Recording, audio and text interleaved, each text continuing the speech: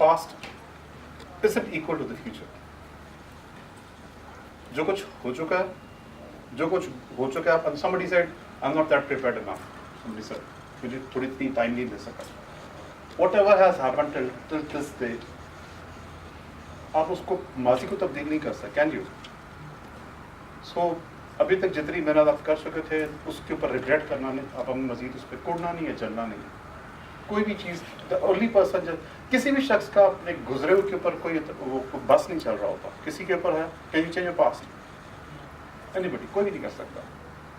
हम and during my work I find a lot of people, बहुत सारे लोगों को मैं मिलता हूँ, they are regretting on their past, अपने पास पे, अपने पुराने दिन थोड़ा जल, कुछ गलती हो गई, कुछ ऐसी बात हो गई, and they keep on. So one thing is, कोई भी अगर आपका कोई टाइम निकल भी चुका है, it's okay, you cannot regret it further. Past isn't equal to the future. इस बात को एक्सेप्ट करना, इसकी अंडरस्टैंडिंग डेवलप करना बड़ी जरूरी है.